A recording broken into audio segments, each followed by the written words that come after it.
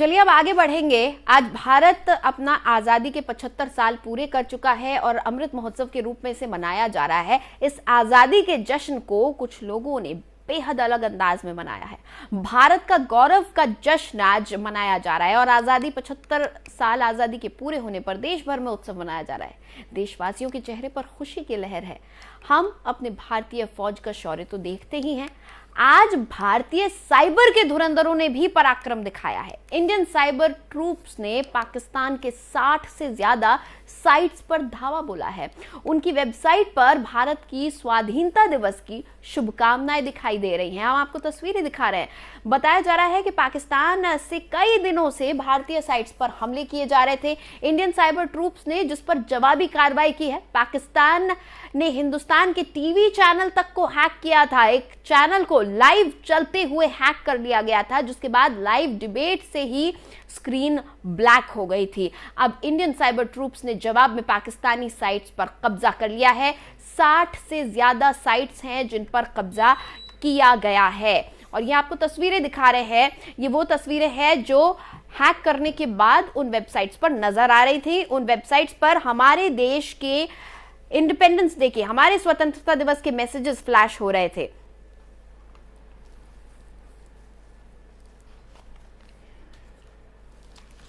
तो आपको हम लगातार नाम भी दिखा रहे हैं उन तमाम साइट्स का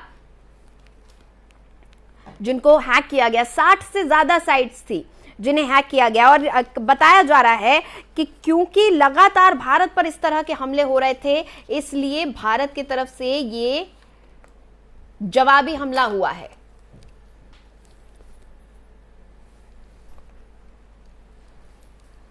और हमारे साथ साइबर एक्सपर्ट इस पर जुड़े हुए हैं, उनसे हम ज्यादा जानकारी लेंगे किस तरीके से ये किया गया, क्या कुछ इस पूरी कार्रवाई में हुआ है। कृषाणु हमारे साथ जुड़े हुए हैं जो कि एक साइबर एक्सपर्ट है। बहुत बहुत स्वागत है सर आपका। नमस्कार सर, 60 से ज्यादा वेबसाइट्स को हैक किया गया है, तो इसमें कुछ लीगल एस्पेक्ट्स आपके सामने आए होंगे।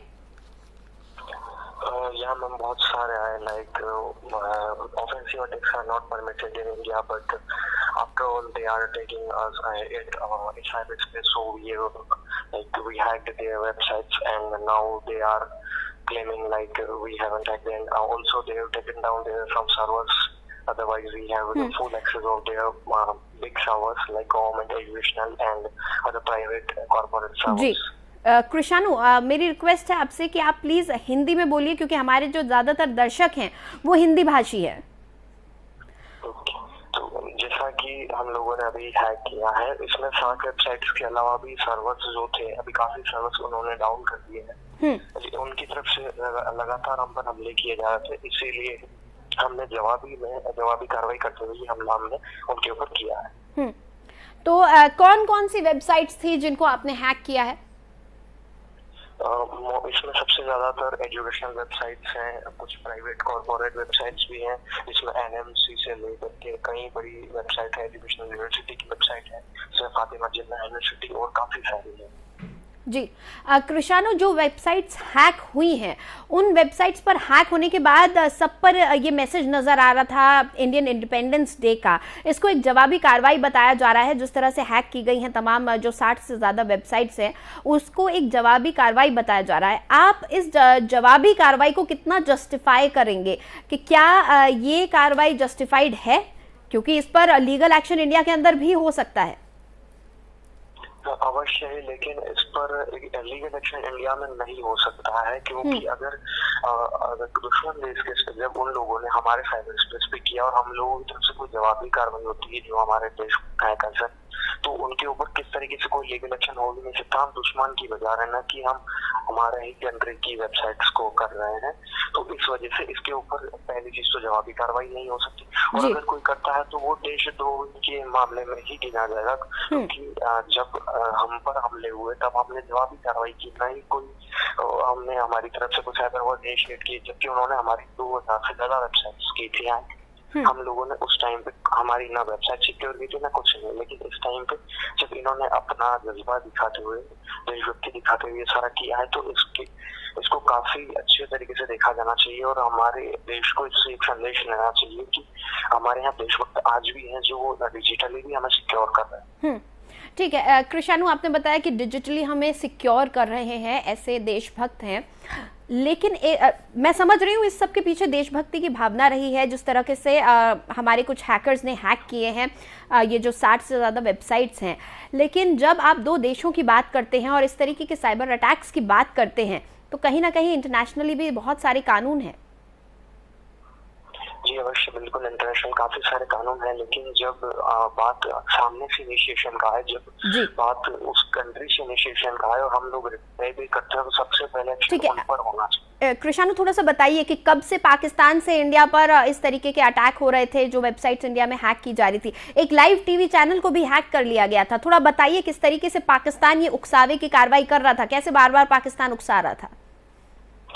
बिल्कुल, लगभग 3 से 4 महीने से ये चीजें चली आ रही है, और वैसे तो 2012 जब से साइबर स्पेस बना है तब से ही चली आ रही है, लेकिन हालांकि हाल ही में 3 से 4 महीने से ये काफी ज्यादा हो रहा था।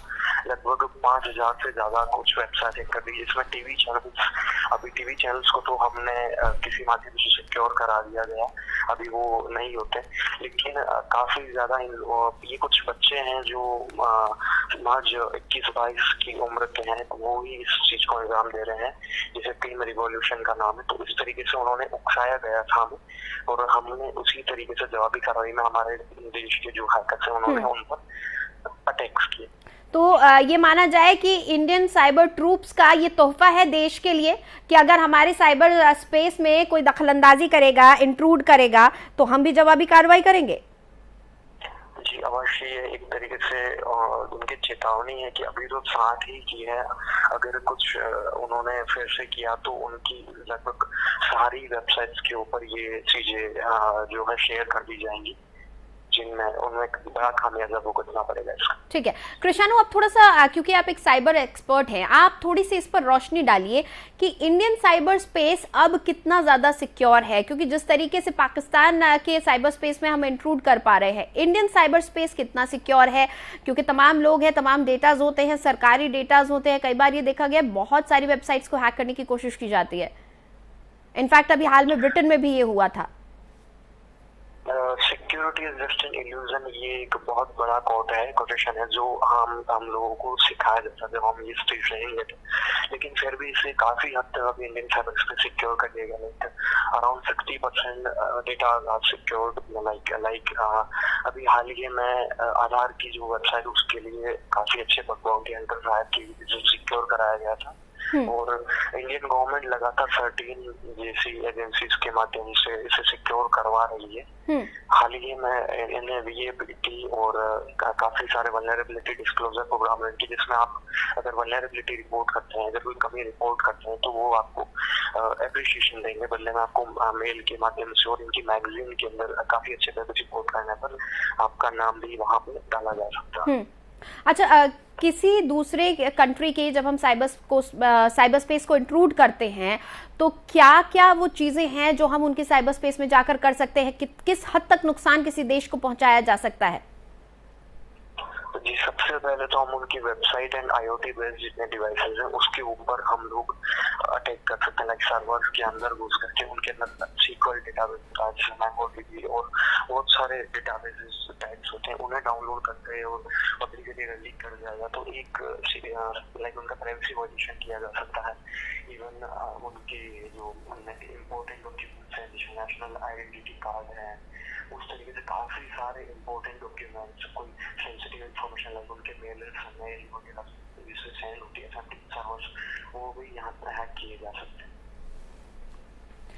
और किसी देश की सुरक्षा के लिए साइबर स्पेस का सिक्योर होना कितना इम्पोर्टेंट है?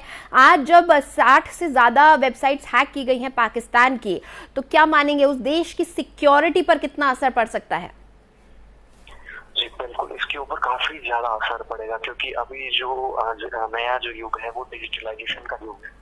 तो डिजिटलाइजेशन के युग में हम सारे डॉक्यूमेंट्स भी हमारे ऑनलाइन किसी वेब सर्वर पर या फिर एप्लीकेशन पर रखते हैं, जैसे इंडिया की मान लो डिजी लॉकर पर रखते हैं। तो डिजी लॉकर भी एक सर्वर बेस्ड सर्विस है, लाइक क्लाउड पर ही वो सारी चीजें जाकर के सेव होती है। अगर हमारा क्लाउड ब्रीच हुआ है तो कहीं ना कहीं प्राइवेसी, सिक्योरिटी एंड 80% इंडियन जो डिजिटलाइजेशन चीजें हैं उन पर भी असर पड़ता है। किसी कंट्री की स्पेसिफिक डिजिटल करेंसी भी होती है तो उसके ऊपर भी असर पड़ सकता है। लाइक बैंकिंग अटैक्स होते हैं जिसके थ्रू काफी रिसेंटली एटीएम्स पर अटैक हुए थे। तो ऐसे कई सारे अटैक्स होते हैं जिससे इकोनॉमी के अंदर भी थ्रेट रहती है, इकोनॉमिक थ्रेट भी हमें देखने को मिलता है। और अगर इसके विरुद्ध जवाबी कार्रवाई हुई पाकिस्तान की तरफ से, क्योंकि पाकिस्तान में भी बहुत सारे साइबर एक्सपर्ट्स होंगे। जी अवश्य, बिल्कुल, लेकिन इसकी कोई जवाबी कार्रवाई हो नहीं सकती। जब दो देशों के संबंध आपस में अच्छे नहीं है तो इसके ऊपर कोई कार्रवाई नहीं की। नहीं, भारत पर अगर इस तरीके का साइबर अटैक हुआ तो भी भारत कुछ नहीं कर सकता, क्योंकि वहां पर जा करके अरेस्ट करने के लिए सबसे पहले तो यहाँ की पुलिस को परमिशन चाहिए। Maybe they can take support of Interpol. अगर वो इंटरपोल का सपोर्ट भी लेते हैं तो भी वहां so it's either ways even we are not secure, right? या तो यानी अगर साइबर वॉर होता है किसी भी देश के, दो देशों के बीच, जैसे हमने रूस और यूक्रेन में भी देखा कि बहुत साइबर वॉर भी चल रहा था, वहां 3 तरीके के युद्ध चल रहे थे। एक तो साइकोलॉजिकल, मनोवैज्ञानिक, दूसरा साइबर, और तीसरा जो युद्ध दे वर बूट्स ऑन ग्राउंड्स, राइट? तो जो साइबर वॉर है वो कितना घातक देशों के लिए साबित हो सकता है?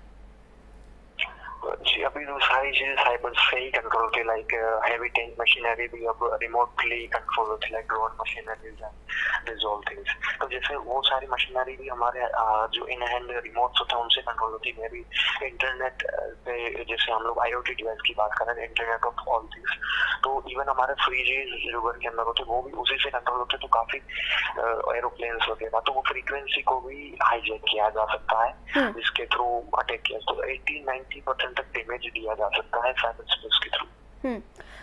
पाकिस्तान और इंडिया में साइबर सिक्योरिटी के मामले में कौन ज्यादा स्ट्रांग है? Obviously we are strong. Indian cyber space काफी ज्यादा स्ट्रॉन्ग है बिकॉज ऑफ अभी वल्नरेबिलिटी डिस्क्लोजर प्रोग्राम एंड काफी सारे सराहनीय कदम जो होम मिनिस्ट्री के द्वारा उठाए जा रहे हैं। सर्टिन की जो अभी कार्य प्रणाली है उसे सुधार दिया गया है और काफी ज्यादा साइबर एक्सपर्ट्स को गवर्नमेंट ने हायर कर लिया है। तो निश्चित रूप से भारत हर चीजों में आगे है। तो आज जो हमारे कुछ हैकर्स ने आज जो किया है, जो 60 से ज़्यादा वेबसाइट्स हैक हुई हैं, इसको लेकर क्या लगता है? देश के लोगों में खुशी होगी? जो साइबर एक्सपर्ट्स हैं, क्या उनकी राय रहेगी? अवश्य ही, क्योंकि जैसे जो ग्रुप है क्लेम करता है इंडियन साइबर ग्रुप, जिसने इंस्टाग्राम के माध्यम से ये जानकारी दी, उसके ऊपर ही काफी ज्यादा साइबर एक्सपर्ट का सपोर्ट है और देश के काफी जाने माने एक्सपर्ट है, साइबर वॉरियर्स हैं इंडियन साइबर ग्रुप्स। तो इसी वजह से उनको काफी बड़े बड़े साइबर एक्सपर्ट्स का सपोर्ट है। ऊपर से ये बहुत ही मतलब सराहनीय कार्य करने के लिए काफी ऊपर माना गया है। जैसे अभी बीच में ही कुछ अराजक तत्वों के अकाउंट जो थे इनके द्वारा डिलीट किए गए, तो ये वास्तव में ही इन्हें पूरे देश का काफी ज्यादा सपोर्ट मिल रहा है। अच्छा कृषाणु, एक चीज और बताइए, अगर हम इतने ज्यादा स्ट्रांग हैं साइबर स्पेस में, हम इतने ज़्यादा स्ट्रांग हैं, हम इतनी सारी वेबसाइट्स को हैक कर सकते हैं, तो किस तरीके से हमें हमारे साइबर एक्सपर्ट्स को इस्तेमाल करना चाहिए, उनका बेनिफिट लेना चाहिए, मैं कहूँगी, अपने देश को और सिक्योर बनाने में? इसका बेनिफिट हमें ये मिलना चाहिए कि हर एक पुलिस स्टेशन में साइबर एक्सपर्ट जो है इस लेवल के उन्हें अपॉइंट किया जाना चाहिए गवर्नमेंटली, जो एक सेंट्रल एजेंसी के कंट्रोल में हो। और इसके लिए एक नई साइबर एजेंसी बनानी चाहिए जो सिर्फ साइबर के ही कार्य प्रणाली को अनुमोदित करे, साइबर कार्य प्रणाली को देखे। और इसी तरीके से हमें एक एक साइबर एक्सपर्ट हर जिला लेवल पे, हर तहसील लेवल पे हमें अपॉइंट करना चाहिए, जिसके थ्रू बहुत सारे जो फ्रॉड्स वगैरह और उन्हें भी काबू पाया जा सकता है और बड़ी अटैक से भी बचा जा सकता है।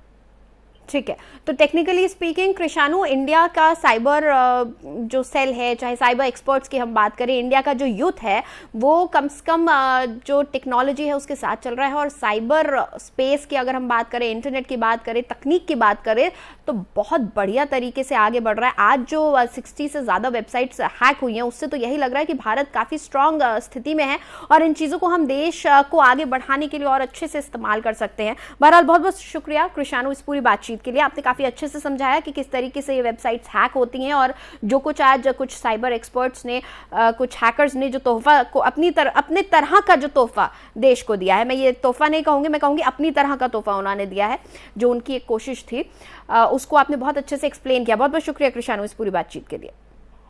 धन्यवाद।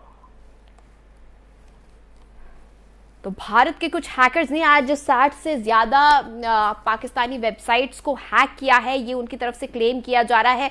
ये तस्वीरें जो आप टेलीविजन स्क्रीन पर देख रहे थे, ये पाकिस्तानी वेबसाइट्स की तस्वीरें हैं। जैसे ही उन्हें कुछ हैकर्स द्वारा हैक किया गया, वहाँ पर इंडिया के इंडिपेंडेंस डे की तस्वीरें फ्लोट होने लगी, मैसेजेस जो है फ्लोट होने लगे, भारत का तिरंगा वहाँ पर लहरा रहा था। और ये एक जवाबी कार्रवाई के रूप में बताई जा रही है, क्योंकि कुछ दिन पहले पाकिस्तान की तरफ से भी ऐसी ही चीज़ें की गई थी। एक लाइव टीवी न्यूज़ चैनल को तो लाइव चैनल को उस दौरान हैक कर लिया गया था और इसकी स्क्रीन ब्लैक हो गई थी डिबेट के दौरान, और उसके बाद वहाँ पर पाकिस्तान का झंडा नजर आ रहा था। बहरहाल इस खास बुलेटिन में फिलहाल के लिए इतना ही। खबरों के लिए आप बने रहिए FM न्यूज़ के साथ।